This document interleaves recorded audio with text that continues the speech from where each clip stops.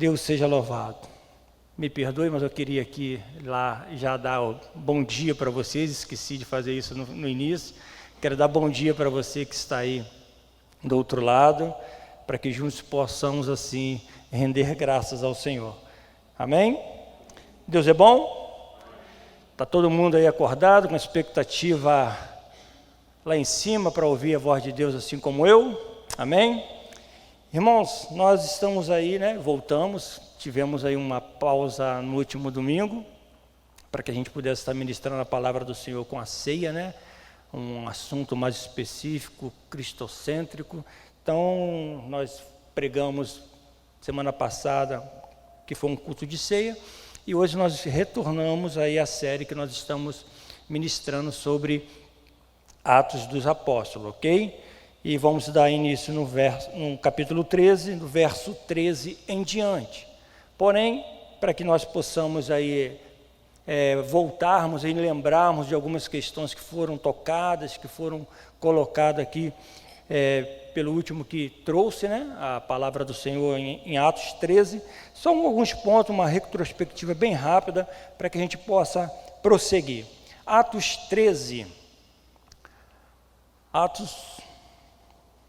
13, onde muitas coisas aqui aconteceram, no início da igreja sendo marcada aqui por esses apóstolos. Amém? Encontraram? Irmãos, a gente estudando esse livro, embora nós já tivéssemos feito isso algum tempo atrás, nessa caminhada, lendo, relendo, e hoje a gente trabalhando ele com mais profundidade, a gente vê como que Deus tem ministrado ao nosso coração. Então nós lemos e entendemos na última ministração, que foi dado início em Atos 13 até o verso 12, eu vou dar aqui algumas pinceladas para que a gente possa estar assim, voltando ao ritmo, voltando à linha de raciocínio, ok? Nós estamos já trabalhando esse livro há algum tempo e Deus tem sido assim maravilhoso conosco, ok? No capítulo 1, capítulo 13, verso 1, a Bíblia nos diz que havia ali profetas, homens de Deus, como Barnabé, como Simeão, Níger, de sobrenome Níger, Lúcio de Cirene, Manaé, Colasso de Herodes, o tetrarca e Saulo. Então, nós iniciamos falando sobre isso. E algo muito interessante que chama a nossa atenção, e nós não podemos deixar isso escapar, é que esses homens estavam ali, nós até comentamos, citamos um pouco sobre isso lá na quinta-feira, no grupo familiar, onde nós precisamos interceder, colocar, jejuar diante do Senhor em determinadas situações. E a Bíblia nos deixa bem claro a necessidade de nós fazermos isso. E no verso 2, e servindo eles ao Senhor, jejuando, disse o Espírito Santo: separai-me agora Barnabé e Saulo para a obra a que os tenho chamado. E logo depois dessa resposta, logo depois desse manifestar do Espírito Santo, diz a Bíblia que os homens continuaram jejuando, orando, impondo-lhes a mão e abençoando e dizendo para eles: vão. Quem são eles? Saulo e Barnabé. Pois bem, algo que a gente precisa entender, querido, que o Espírito Santo, ele ainda fala, ainda ministra, ainda encontra em muitos de nós liberdade para sussurrar nos nossos ouvidos, dizendo: faça isso, vai por aquele caminho, complete isso que ficou faltando. Alguma coisa o Espírito Santo estará soprando nos nossos ouvidos, mediante a nossa entrega com Ele. E nós cristãos precisamos entender, irmãos, que a nossa caminhada, a nossa trajetória, e é o que eu estava falando na última quinta-feira, o cristão precisa orar. É através da oração que nós nos enchemos, é através da oração que nós tomamos algumas atitudes, é através de orações que nós nos fortalecemos. E se nós não tivermos essa prática, certamente, questão de tempo, nós vamos deixar de fazer aquilo que o Senhor espera de nós. Então, é alguma coisa que, alguns pontos que nós precisamos estar tocando, e nós podemos ver nitidamente que o Espírito Santo fala, e fala mesmo, né? A gente vê que o Espírito Santo está se preparando para fazer uma conversão em massa aqui nesse capítulo, né? Um grande avivamento entre os gentios. Existe um detalhe: foram enviados após aquele grupo orarem e jejuarem, e nós vemos a importância, e nós precisamos perceber a importância sobre o jejuar, sobre a oração. Diz a Bíblia no verso 5, que eles chegando, eles logo vão às sinagogas, ou seja, procurar um espaço para que a palavra do Senhor seja pregada. Quando existe algo espiritual, quando existe algo dentro de uma igreja, dentro de uma sinagoga, que é o caso que nós estaremos tocando aqui, precisa haver um revestimento para cada um de nós. Precisa acontecer algo diferente daquilo que o mundo tem pregado lá fora, para que eu e você sejamos um ponto, uma referência diferente daquilo que o mundo espera. E muitas vezes nós sabemos e entendemos que o mundo, ele não quer facilmente ou não quer enxergar aquilo que Deus tem feito. Em seu trabalho missionário, ele conhece, dentro desse momento da sinagoga, ele conhece o atribulado, conforme já foi citado, Bar Jesus, né? O mágico, um falso profeta, e também o procônsul, Sérgio Paulo. Diz a Bíblia que o tal procônsul era homem inteligente, estava interessado em ouvir e aprender da palavra de Deus, através dos lábios de Saulo e de Barnabé. Porém, esse homem chamado Bar Jesus, ou Elimas, né, como diz aqui na palavra do Senhor, estava de uma certa forma impedindo a Paulo Sérgio, o procônsul, de ouvir a palavra do Senhor. Ele queria fazer tudo para que eles não ouvissem a palavra. E Paulo, cheio do Espírito Santo, percebe que alguma coisa ali não estava legal, e logo ele estende a mão, expulsa o demônio, e o camarada fica cego, e logo ele elimina essa questão. E nós já ouvimos isso com pureza de detalhe, ok? Foi assim que aconteceu logo na primeira saída missionária de Saulo e Barnabé. No verso 9, Saulo se transforma em Paulo, e expulsa o demônio, como eu falei, daquele mágico que ficou ceguinho da Silva. No verso 12, nós vemos que o procônsul fica maravilhado e se converte ao Evangelho. Uma informação aqui bem relevante, que muitas pessoas às vezes não conseguem entender ou retardam um pouco esse entendimento, né? Nesse episódio que nós falamos, lembro-me que a última vez que eu preguei sobre Saulo foi na conversão, né, de Saulo. Preguei em Atos na conversão de Saulo. Eu cheguei a dizer que o apóstolo, que então ainda não era, ele era sempre citado como Saulo, Saulo, Saulo, até que no verso 9 ele vem a ser chamado de Paulo. Houve alguma mudança, e muitas pessoas falam sobre isso. Saulo mudou para Paulo por conta da mudança de vida, e Deus transformou a sua vida, então houve ali uma mudança, e a Bíblia sempre faz. Não é exatamente isso que aconteceu aqui. A palavra, o nome Saulo e Paulo é a mesma coisa, apenas houve uma tradução aqui para que Saulo fosse mais bem entendido no meio dos gentios.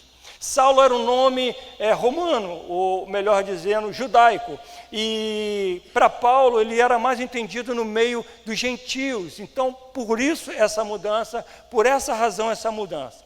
Um exemplo aqui bem prático: o meu nome. Qual é o meu nome? João. Se eu estiver lá fora, nos Estados Unidos, como é que é? John, né? John, e alguns amigos me chamam Mr. John, outros Johnny, e assim sucessivamente. apenas o nome o mesmo, a localidade, nós seremos chamados de um outro nome, e outras pessoas que acontece de ter essa mudança de nome. Então, só para que nós possamos entender, Saulo e Paulo é a mesma palavra, mesmo nome, não muda nada. Há uns espiritualistas aí que diz porque o camarada se converteu, e aí a mudança de vida, e por conta disso foi necessário mudar o nome. Não foi isso que aconteceu nessa questão aqui, ok? Então, nós vamos estar dando aí prosseguimento no verso 13. Atos 13, verso 13. Você pode abrir aí, se você já estiver aberto. Vamos estar lendo até o verso 42, ok? É uma leitura um pouquinho longa, mas faz necessário a gente estar lendo, ok? Atos, capítulo 13, verso 13, diz assim: E navegando de Pafos, Paulo e seus companheiros dirigiram-se a Perge da Panfilha. João, porém, apartando-se dele, voltou para Jerusalém. Mas eles, atravessando de Perge para Antioquia da Pisídia, indo no sábado à sinagoga, assentaram-se. Depois da leitura da lei e dos profetas, os chefes da sinagoga mandaram-lhe dizer-lhes: Irmãos, se tendes alguma palavra de exortação para o povo, dizei-a. Paulo, levantando-se e fazendo com a mão sinal de silêncio, disse: Varões israelitas, e vós outros que também temeis a Deus, ouvi. O Deus deste povo de Israel escolheu nossos pais e exaltou o povo durante sua peregrinação na terra do Egito, donde os tirou com braço poderoso. E suportou-lhes os maus costumes por cerca de 40 anos no deserto. E havendo destruído 7 nações da terra de Canaã, deu-lhes essa terra por herança, vencido cerca de 450 anos. Depois disso, lhe deu juízes até o profeta Samuel. Então eles pediram um rei, e Deus lhe deparou Saul, está meio escuro aqui. Está meio escuro aqui. Saul, filho de Quis, da tribo de Benjamim, e isto pelo espaço de 40 anos. E tendo tirado a este, levantou-lhe o rei Davi, do qual também, dado testemunho, disse: Achei Davi, filho de Jessé, homem segundo o meu coração, que fará toda a minha vontade.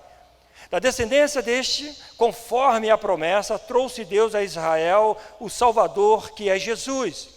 Havendo João primeiro pregado a todo o povo de Israel, antes da manifestação dele, batismo de arrependimento, mas, ao completar João a sua carreira, dizia: Não sou quem supondes, mas após mim vem aquele cuja os pés não sou digno de desatar as sandálias.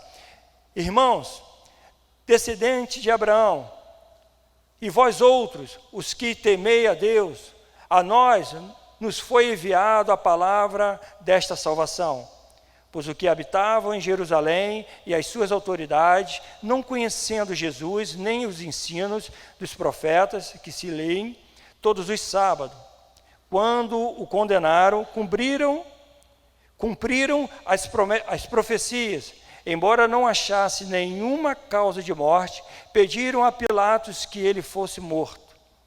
Depois de cumprir tudo o que a respeito dele estava escrito, tirando-o, o madeiro puseram-no em um túmulo.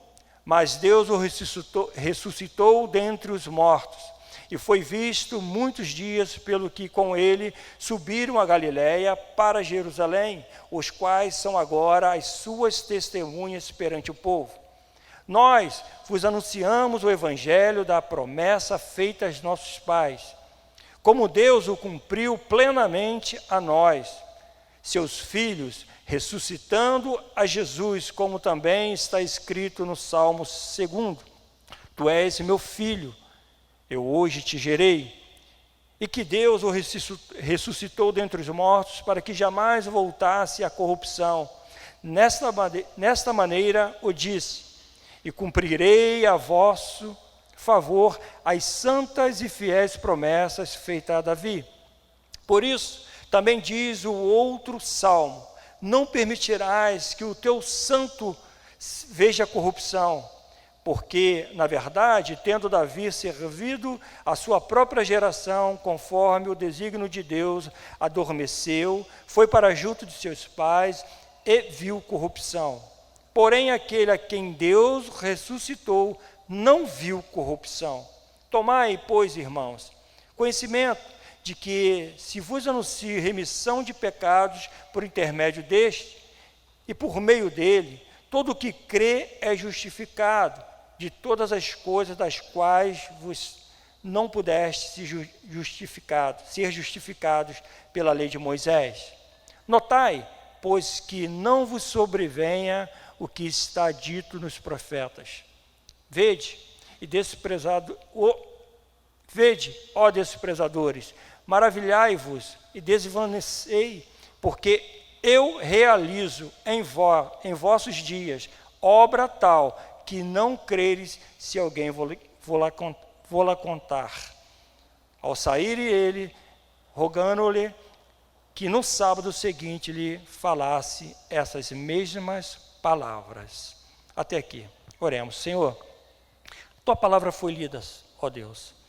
Portanto, nesta manhã nós te pedimos que o Senhor venha ministrar ao nosso coração de uma forma sublime, que teu Espírito venha ter liberdade aos nossos corações, para que possamos, Senhor, entender aquilo que o Senhor falou naquela época, e que possa nós também, nesta manhã, sermos ministrados e de uma certa forma ter esta renovação de fé, no intuito de nós crescermos, avançarmos naquilo que o Senhor quer para cada um de nós.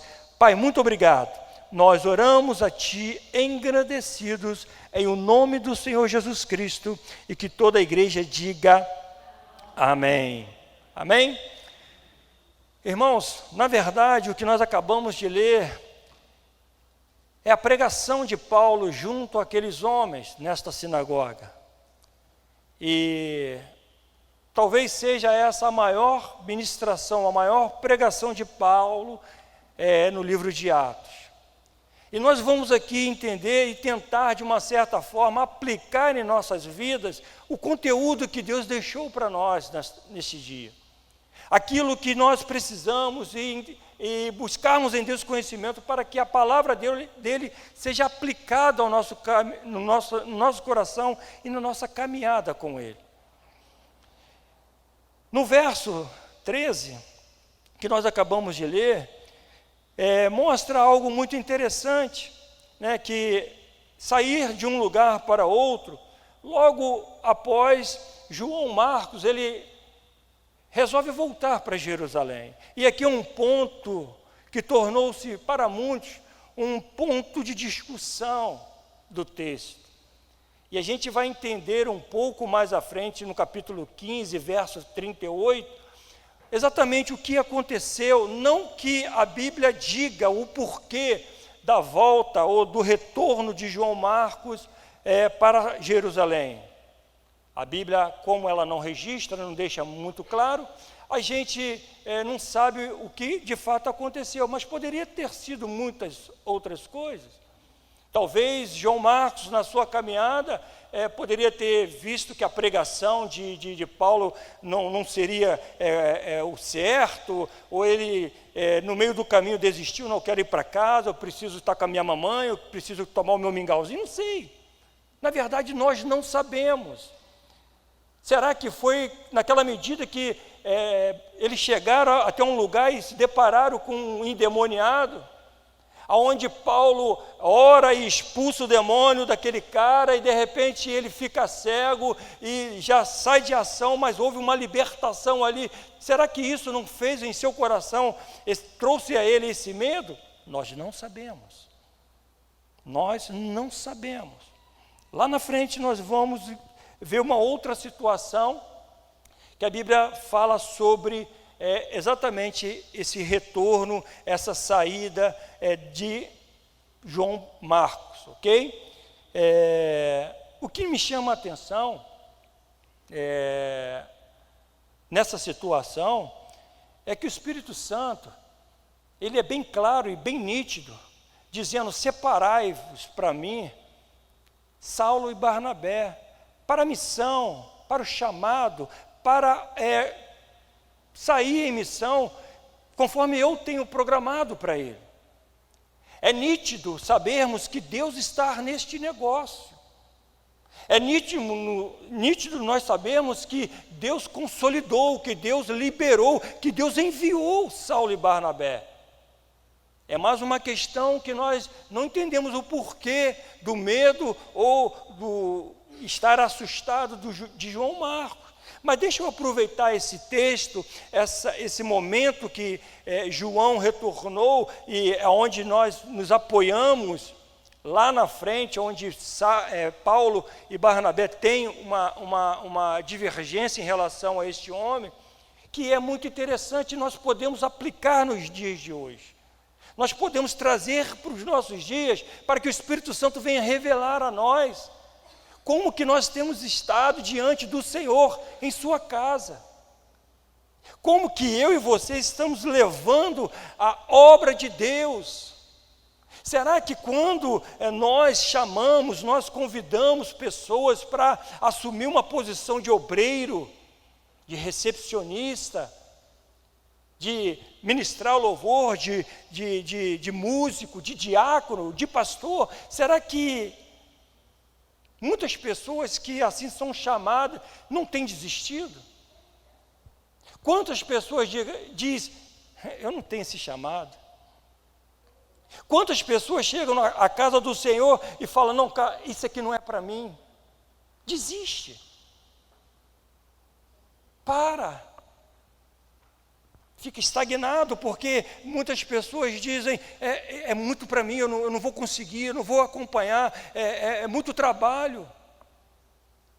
Mas eu quero, querido, de uma certa forma, dizer para você que uma vez que você foi assim chamado, é porque algo você foi achado no coração de Deus para que Deus pudesse estar te chamando. Alguma coisa aconteceu no coração do seu líder, no coração do pastor, para que pudesse fazer esse convite para você.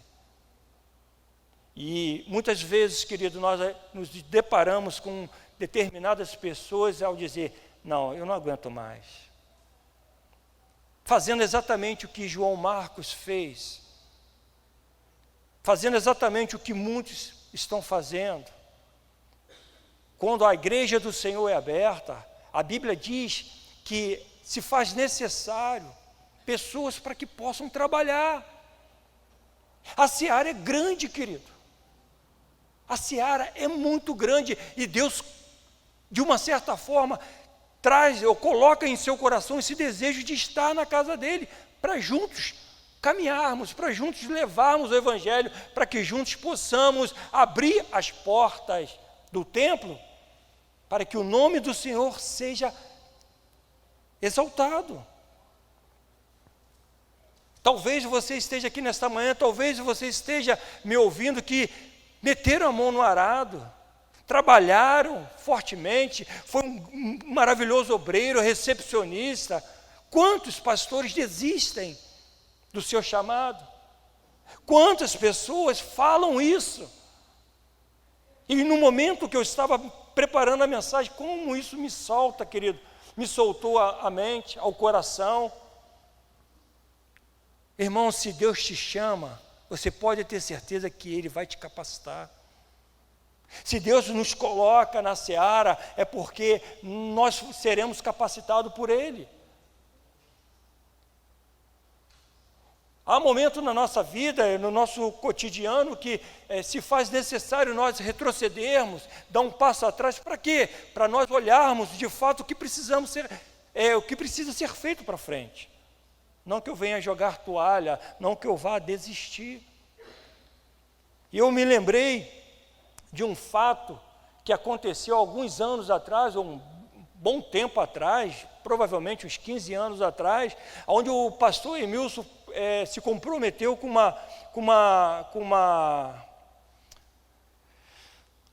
uma responsabilidade, poderia dizer assim, comprometimento, responsabilidade, a mesma coisa. Eu digo, um evento que ele assumiu, essa é a palavra, e a pessoa chefe, a pessoa responsável de todo o preparatório não pôde estar, num momento ele não, avisou, não vou poder estar, num dia.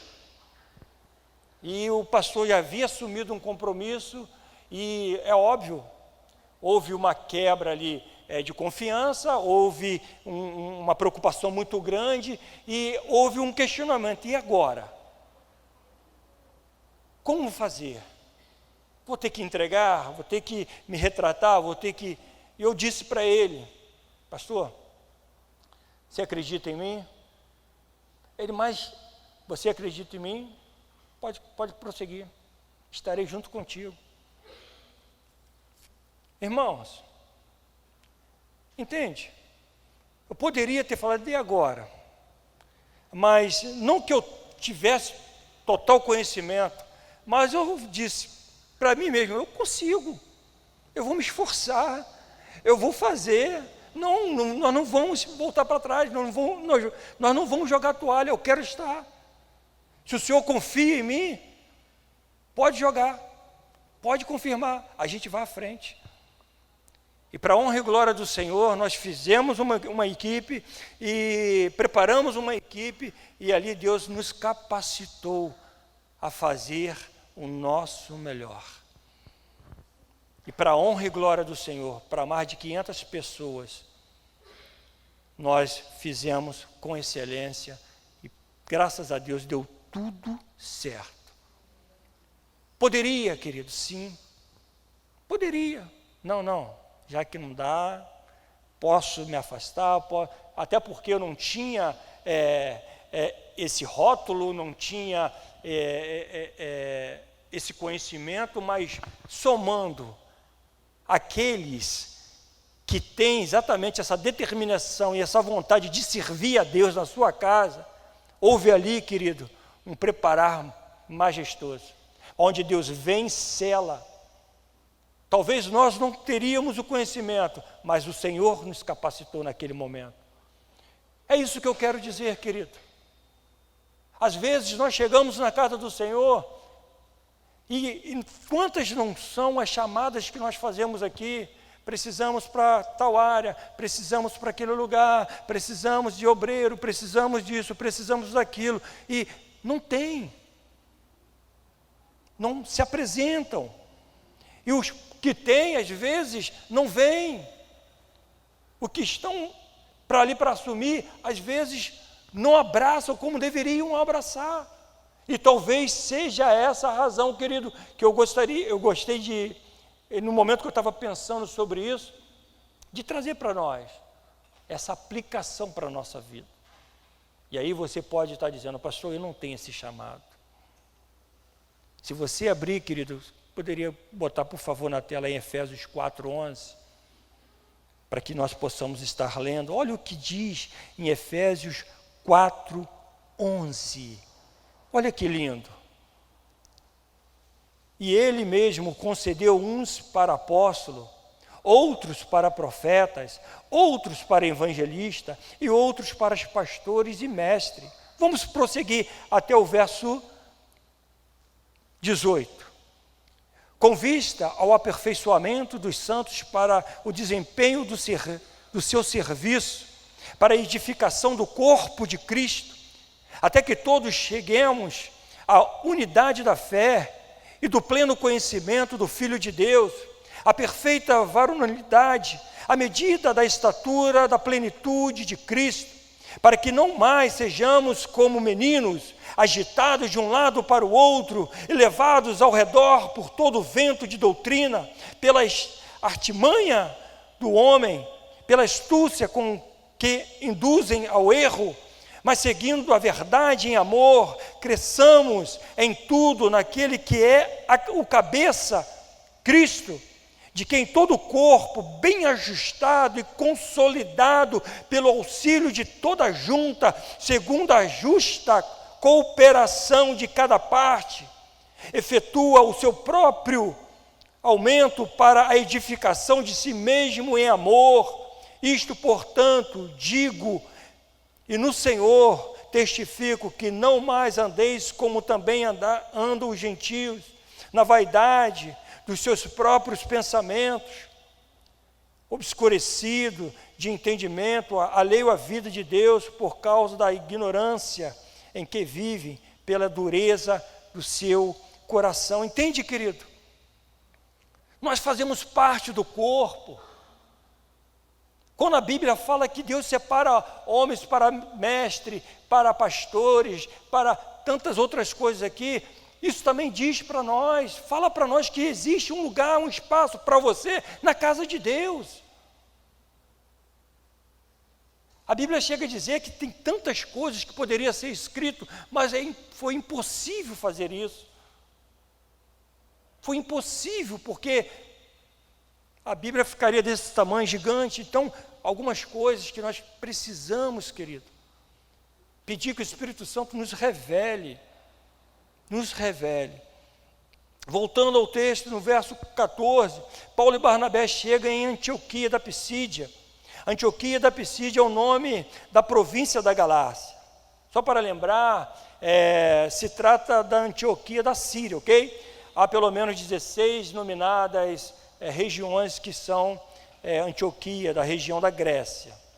Em todos os lugares eles chegavam e logo procuravam uma sinagoga, um espaço, né, para poder pregar, para poder ministrar a palavra de Deus. E chegando neste lugar, Paulo ele pede, conforme nós lemos, né, a palavra, conforme ele foi orientado. Os dirigentes da sinagoga, como era de costume, abria-se o pergaminho, abria a Bíblia e falava sobre Moisés e sobre os profetas. E quando ele termina, ele pergunta, né, irmãos, sabendo que Paulo e Barnabé estavam na sinagoga, pede para que eles pudessem trazer uma palavra para a igreja. Pede para que ele pudesse estar ministrando à igreja, trazendo uma palavra de exortação, de ânimo, de renovação.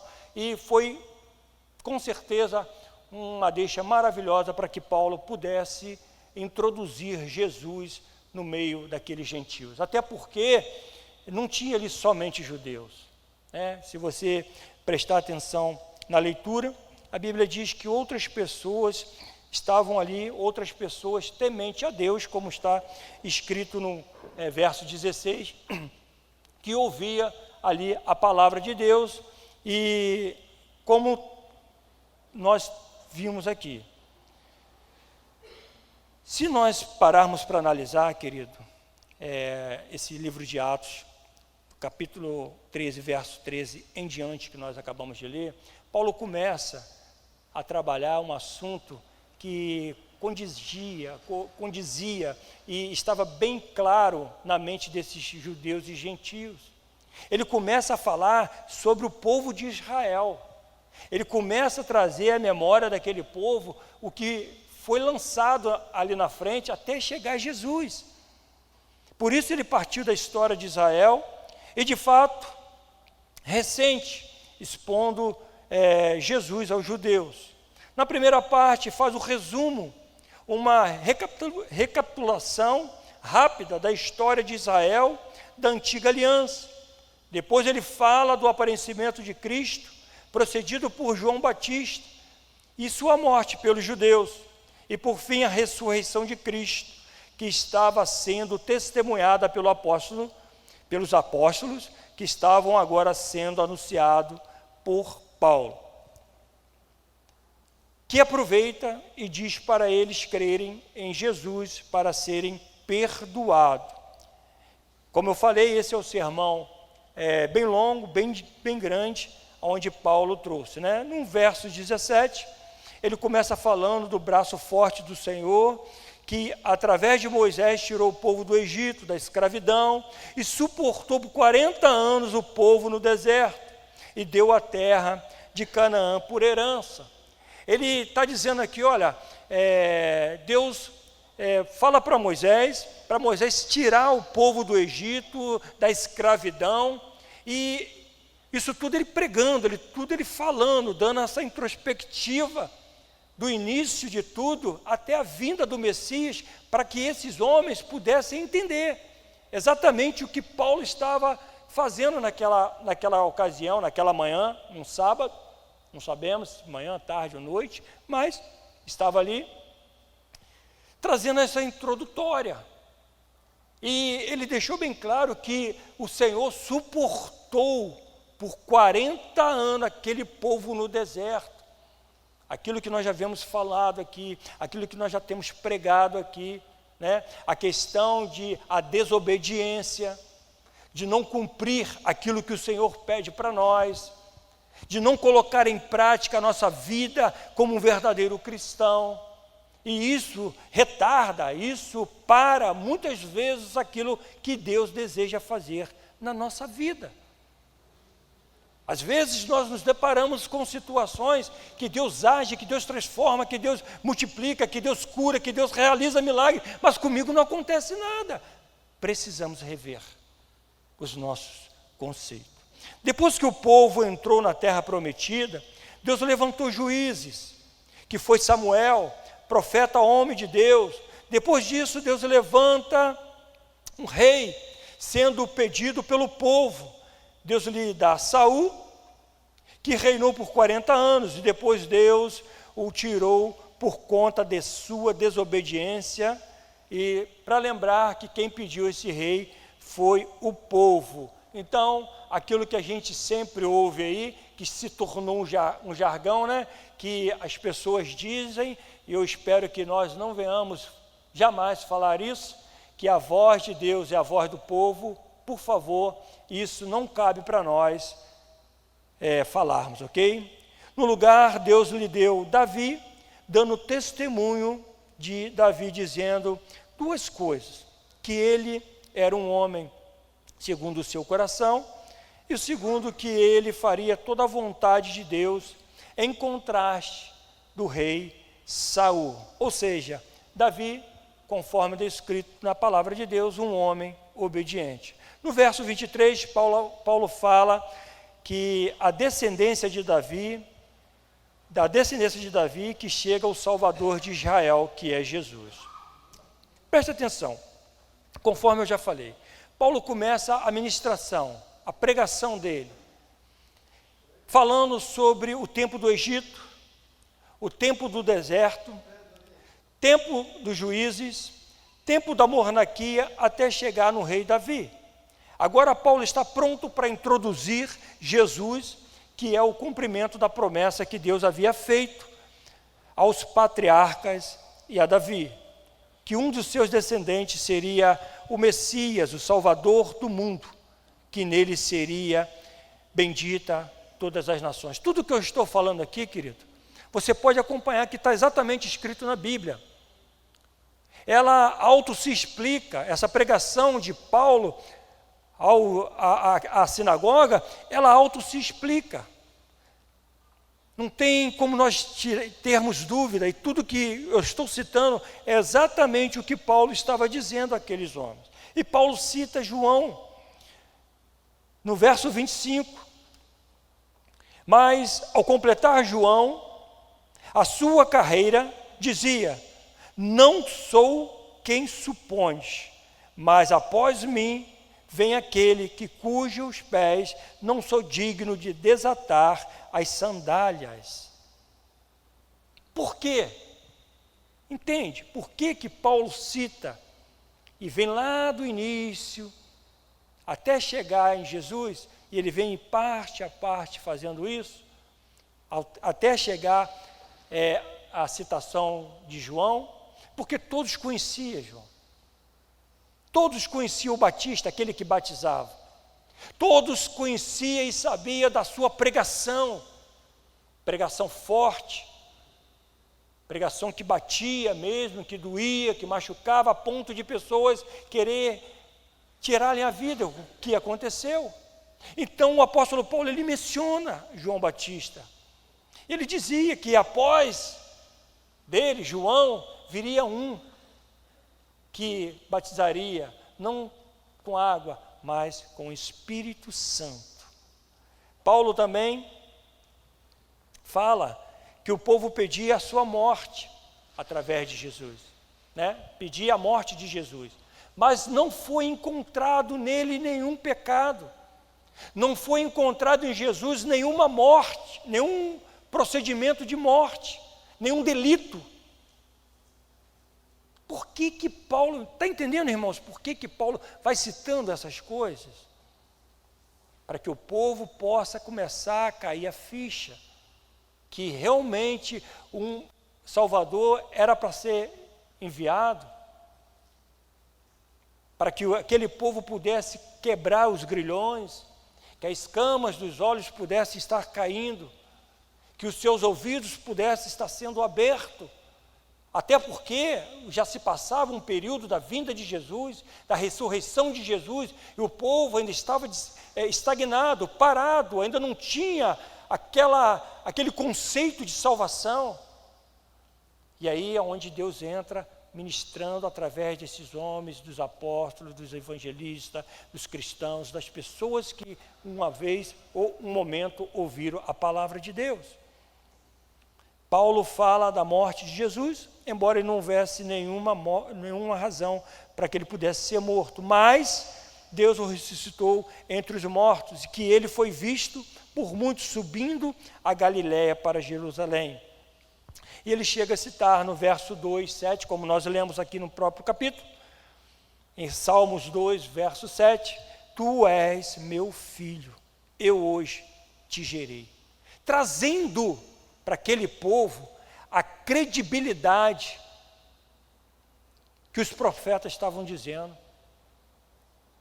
Embora tudo isso havia acontecido com Jesus, a sua perseguição, a sua morte, era prevista. E eles estavam sendo usados, vamos dizer assim, sem saber. Mas os profetas já estavam falando, já estavam dizendo, já estavam profetizando o que iria acontecer. Até a traição de Judas foi citado pelos profetas. O importante, querido, e bom nós ouvirmos isso, é que nós acabamos aprendendo um pouco mais aquele que realmente deseja. Porque a gente lê, principalmente um histórico como esse de Atos, e muitas vezes nós não conseguimos entender, conforme detalhes que a gente vai passando aqui, que para muitos é relevante, para outros, isso aí não me importa, eu vivo 2023, mas note, querido, a importância de nós aprendermos um pouquinho. Talvez tenha muita gente aqui que não sabia que Saulo e Paulo eram o mesmo nome. Talvez tenha gente aqui, ou muitas pessoas nos assistindo, que não sabia o que realmente aconteceu para chegar até Jesus. E Paulo faz um apanhado para mostrar que, de fato, Jesus era o Messias, aquele que havia de vir, aquele que vinha para resgatar o povo do pecado. Embora muitos não conseguem entender, embora muitos não conseguem enxergar, embora muitos, como nós mesmos aqui já lemos e já ouvimos história, isso acontece nos dias de hoje. Há pessoas, querido, que vêm à igreja, gostam da igreja, estão na igreja, gostam da palavra, mas não se decide. Não coloca o seu pão na água, não consegue visualizar o deslumbre que é estar diante do Senhor, não consegue viver uma vida santificada, uma vida onde pode se colocar diante de Deus e dizer: Senhor, conte comigo. Porque há muitas pessoas, querido, que preferem estar lá fora, viver o que a vida proporciona, mas não se assumem. não toma uma postura, não toma essa identidade de Cristo. Querido, meus irmãos, se nós entendêssemos isso, de saber que não há outro lugar onde nós possamos viver em paz, e esse lugar, querido, é a verdade, este lugar é o caminho ao qual a palavra de Deus tem nos ensinado a cada manhã.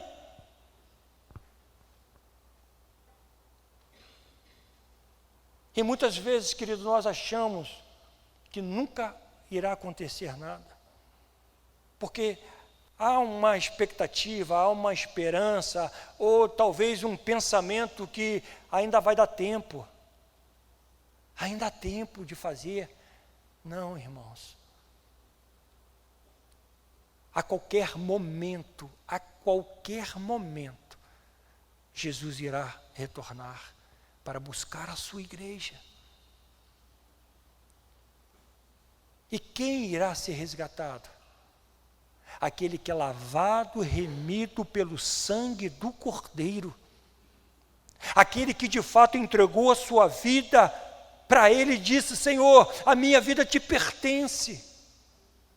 Eu não quero e não desejo mais viver das iguarias deste mundo, porque isso não é ser quadrado, querido. Isso não é ser retangular. Isso é viver diante do Senhor, ao Deus da criação, aquele que te formou desde o ventre da sua mãe, meu irmão. Só que às vezes a ficha não cai.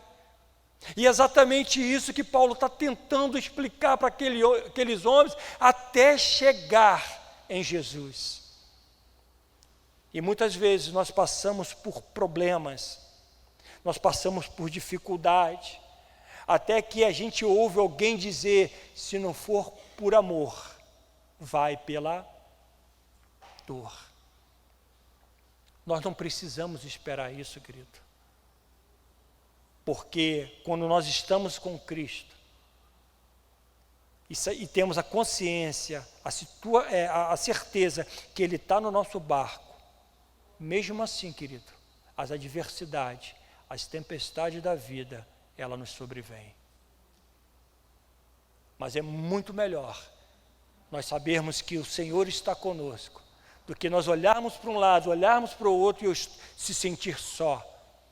E é por essa razão que muitas pessoas que não assumem essa responsabilidade com Cristo, que desesperadamente liga para alguém: por favor, ore por mim, ore pelo meu filho, ora pelo meu esposo. Por quê? Não que você, como cristão, não possa fazer isso, mas normalmente quem entra em desespero é aqueles que não têm a certeza que Cristo está ao seu lado. Porque ela precisa se apegar em alguém, ela precisa saber que alguém está orando por ela. Entende, irmãos? E eu já passei por isso, eu já senti muitas vezes isso. Tive uma infância que eu vi, muitas vezes, como eu já falei aqui, fui à escolinha por ir. Participei de alguns cultos por ir. Mas quando o momento apertava, eu corria: mãe, ora por mim.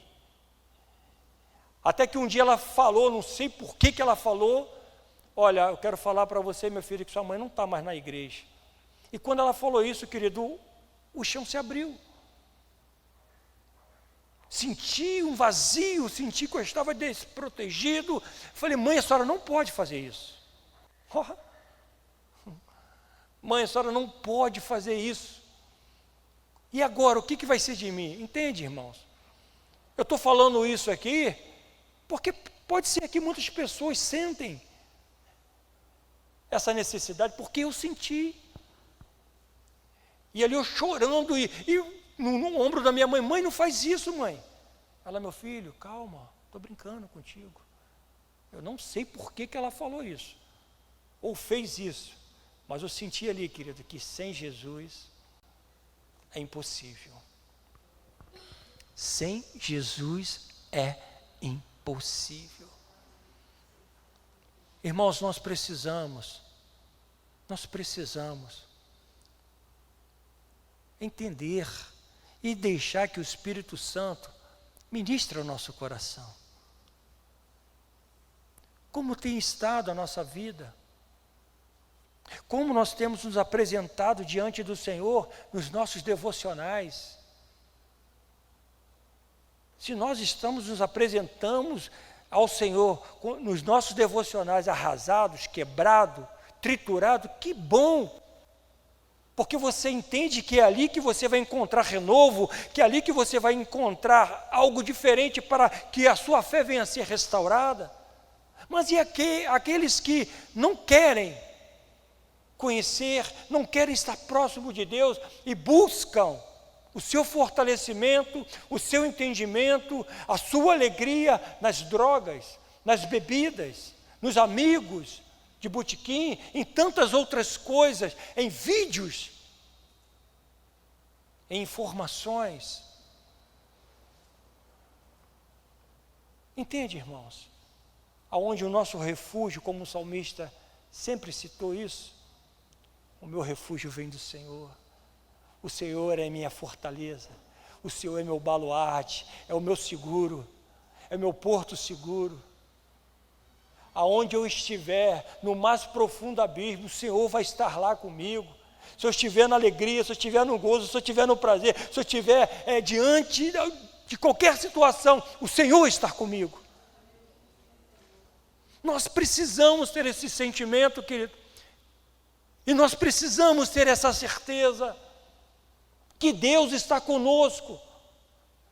Quero pegar uma alusão aqui, que as pessoas falam, por que eu posso, lógico que eu posso beber vinho, não estou dizendo que você não faça isso, não estou dizendo, mas a Bíblia também diz, quer comais, quer bebais, façai isso, como se estivesse fazendo para o Senhor. Tudo que nós vamos fazer, querido, comendo, bebendo, festejando, seja para a honra e glória do Senhor. Nós somos pessoas inteligentes. Será o que eu estou fazendo vai glorificar o Senhor? Será o que eu estou falando vai exaltar o Senhor? Será o que eu estou orientando vai glorificar a Ele? Entende, irmãos? São coisas tão sutis que vai penetrando no nosso coração e vai nos afastando de Deus. E eu digo com convicção que não é isso que Deus quer de nós. Não é isso que Deus deseja de você. Não é isso que Deus espera de um coração contrito, um coração disposto a ouvir a sua voz. O que Deus deseja, creio eu, é que nós nos aproximamos dEle cada vez mais. Que nós venhamos aprender dEle cada vez mais. No verso 36 diz assim: porque na verdade, tendo Davi servido a sua própria geração, conforme o desígnio de Deus, adormeceu, foi para junto de seus pais e viu a corrupção. O que Paulo está falando aqui para aqueles homens? Aqueles homens ali onde estavam judeus e gentios também, onde Arimateia também fazia parte. Homens que acreditavam em Deus, gostavam de ouvir a palavra de Deus. Paulo está pregando dizendo, Davi foi homem segundo o coração de Deus, mas morreu e não ressuscitou. O corpo dele apodreceu, fedeu e teve corrupção. E aí ele continua, porém aquele a quem Deus ressuscitou não viu corrupção. Tomai, pois, irmãos, conhecimento de que se vos anuncia remissão de pecados por intermédio deste, e por meio dele todo que crê é justificado de todas as coisas das quais vós não pudeste ser justificado pela lei de Moisés. Paulo diz para ele, Davi foi um homem segundo o coração de Deus, mas morreu, foi para junto dos seus pais. assim como qualquer homem mortal. Mas teve um que veio enviado por Deus, e esse foi Jesus, que morreu sim, mas o seu túmulo está vazio. Aleluia! Foi aquele que morreu e ao terceiro dia ressuscitou. Sabe por quê? Gentios, sabe por quê? Judeus, sabe por quê, meus irmãos? Para remir você do seu pecado, para te trazer vida eterna. Entende, irmãos? Como Paulo foi de uma situação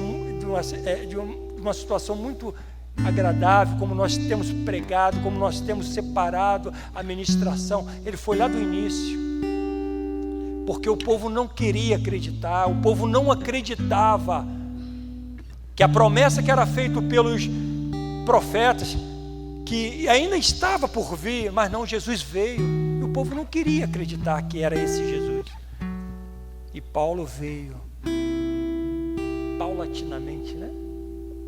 Falando exatamente, esse Jesus foi aquele que estava lá no deserto, que tirou o povo da escravidão, né, que foi perseguido, que foi morto injustamente, mas Davi, segundo o seu coração, onde o nome de Davi era muito poderoso, e ele fala, Davi, sendo poderoso ou não, o guerreiro que foi, ele morreu e não ressuscitou, mas esse Jesus ressuscitou, a ponto que Paulo introduzia a palavra da verdade para aqueles irmãos, mostrando que a remissão de pecado e a salvação é só através de Jesus Cristo, aquele que fora prometido pelos profetas. Entende, irmãos, como essa palavra ministrada por Paulo anos e anos atrás, ela tem esse sentido, esse significado para os dias de hoje, onde ela é apresentada para a igreja através de pastores que têm um compromisso da palavra do Senhor, dizendo para ele, querido, você quer ser salvo? Você quer ter uma nova vida? Você quer tirar esse peso, esse fardo que está nas suas costas? É só tomar a cruz de Jesus. E Jesus fala isso, aquele que quiser vir após mim, negue-se a si mesmo. Aleluia, aleluia. E para fecharmos, no verso 42 diz assim, ao sair eles, rogaram-lhe que no sábado seguinte lhes falasse estas mesmas palavras. O povo saiu dali impactado, querido. O povo saiu dali reluzente.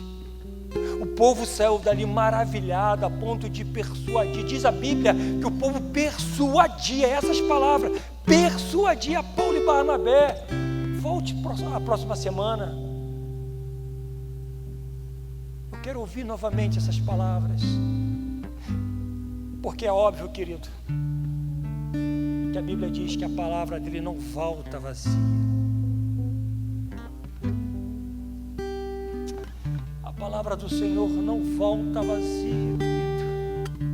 Ela tem um direcionamento e ela alcançou o meu coração há quase 30 anos atrás, como alcançou o seu coração há 20, há 15, há 2 anos atrás e pode alcançar o seu coração hoje. É esta a palavra.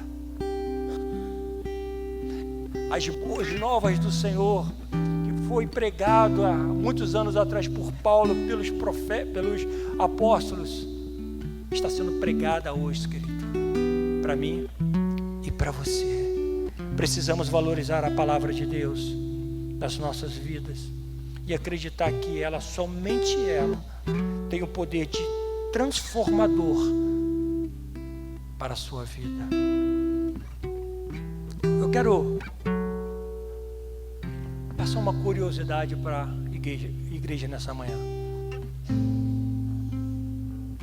Que às vezes nós nos sentimos tão fechados, né? Há pessoas que não aceitam o erro, não aceitam a falha, não dá o braço a torcer por alguma razão. Não vou fraquejar, não vou dizer que eu estou precisando, não vou dizer que é o melhor para mim, porque senão eu vou estar sendo um fraco. Às vezes as pessoas ouvem a palavra do Senhor, mas não assimilam ou não querem acreditar. Você pode entrar e pesquisar no Google uma pessoa que diz ser o nome de Sir William Ramsay.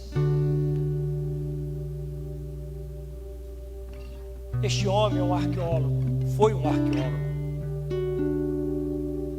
e ele não acreditava na palavra de Deus. Ele era um ateu.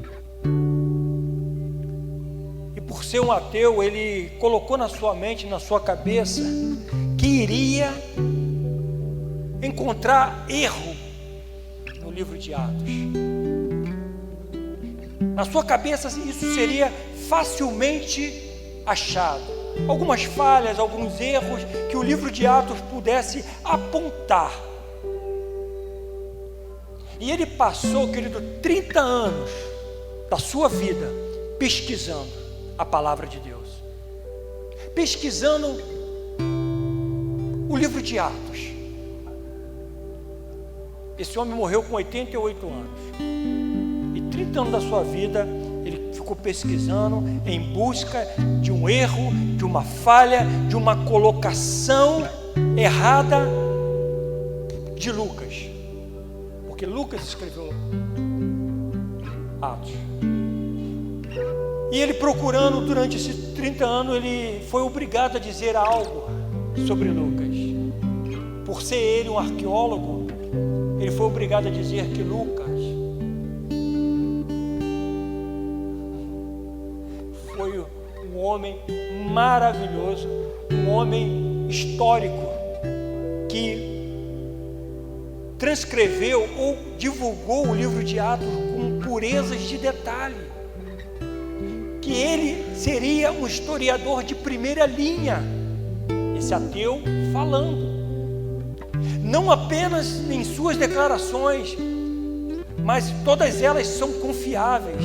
Esse autor deve ser colocado junto com os maiores historiadores que já existiram. Ele escreveu mais sobre a sua descoberta. Ele escreveu sobre a descoberta de Lucas no livro de Atos e mencionou algumas coisas. Em sua pesquisa ele percebeu que Lucas mencionou 32 países, 54 cidades, 9 ilhas mediterrâneas e 95 pessoas e membros do governo que atuava nesse período. Lucas, segundo Hans, não erra nenhuma dessas informações que ele descobriu. E o mais lindo disso tudo é que ele, vendo isso aqui, ele se converte ao Evangelho, ao cristianismo. E às vezes, queridos, nós colocamos diante de nós tantas barreiras para não nos aproximarmos, para não chegarmos diante do Senhor. E que nesta manhã, aquilo que nós ouvimos, possamos permitir que o Espírito Santo possa, de uma forma sobrenatural, podemos dizer milagrosamente, ministrar a nossa vida. Eu quero convidar você a estar de pé, para que juntos possamos fazer essa oração.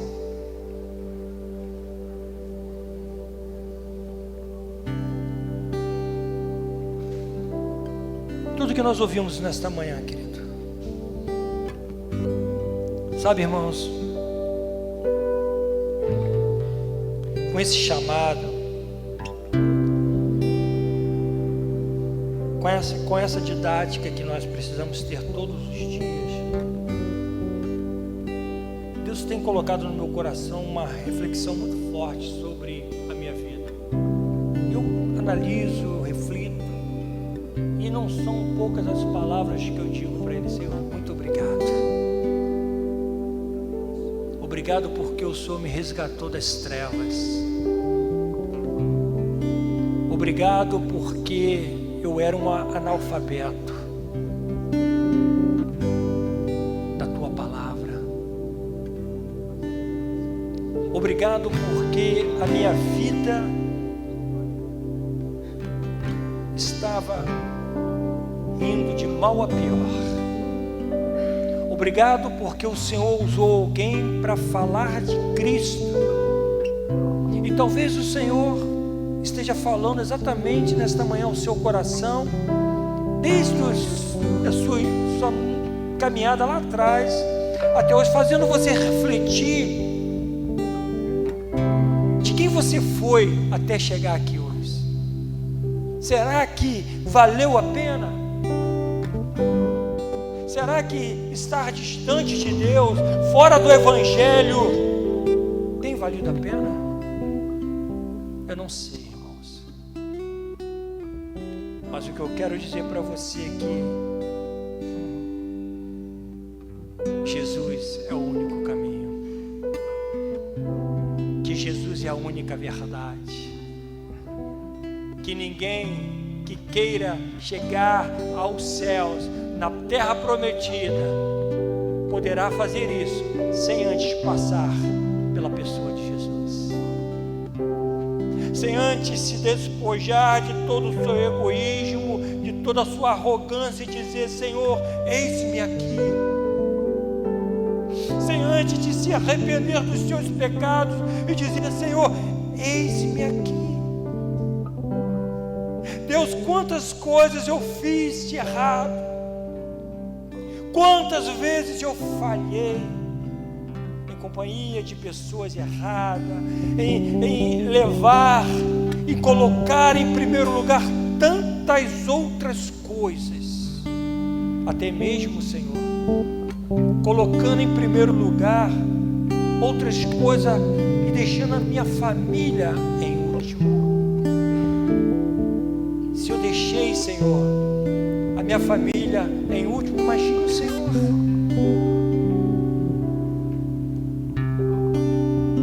Espírito Santo de Deus, esta manhã é tua. A palavra expositiva da tua palavra foi liberada, Senhor. Que a tua igreja possa refleti-la, que a tua igreja possa reconhecê-la, que a tua igreja possa, Senhor, permitir assaltar aos teus ouvidos e aos teus olhares a preciosidade que foi liberada nesta manhã, a ponto de nós reconhecermos que só Jesus salva, que só Ele pode. O que Paulo diz aos gentios, o que Paulo diz aos judeus, que olha, tudo isso que eu te contei, tudo isso que eu explanei, tudo isso que eu falei nesse dia aqui para vocês, tudo isso tem um significado, e esse significado só será fortalecido na pessoa de Jesus Cristo. É Ele que vai redimir você do seu pecado, da sua falha. Oh, Senhor, e este lugar é em Cristo Jesus.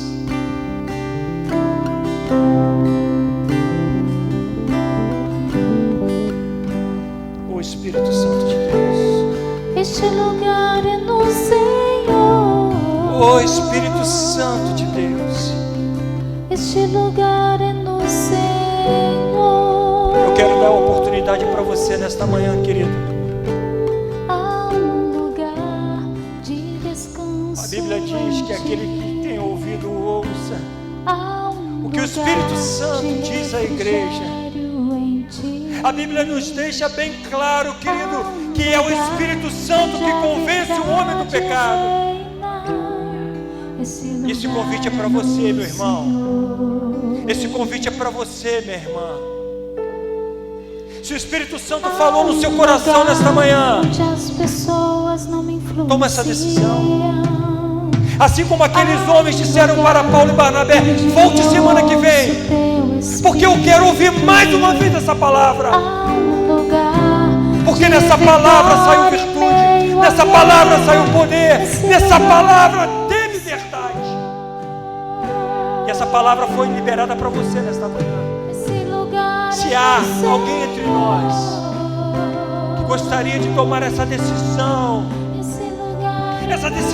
convicta em seu coração, de prosseguir, de caminhar junto com Jesus, saia do teu lugar, querido, que eu quero orar pela sua vida, eu quero orar por você, eu quero orar pela sua família, e eu tenho a convicção e a certeza que Deus transformará a sua vida nesta manhã, porque o que você ouviu é a palavra da verdade, é a palavra que liberta, é a palavra que irá te aproximar de Deus. Eu quero orar por você, querido. Eu quero orar pela sua vida, para que Deus possa estar concedendo sabedoria.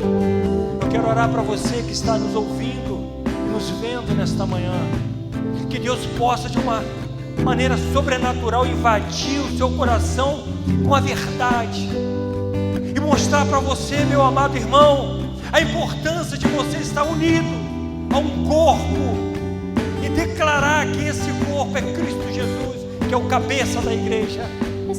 Obrigado, Senhor. Obrigado pela vida dos meus irmãos, obrigado pela vida da tua igreja nesta manhã, pela vida dessas pessoas que ouviram a tua palavra, que ela possa encontrar o espaço para qual foi liberada em Cristo Jesus. Obrigado, Deus. Nós oramos a Ti agradecidos em o nome de Jesus, e que toda a igreja diga amém. Que Deus te abençoe rica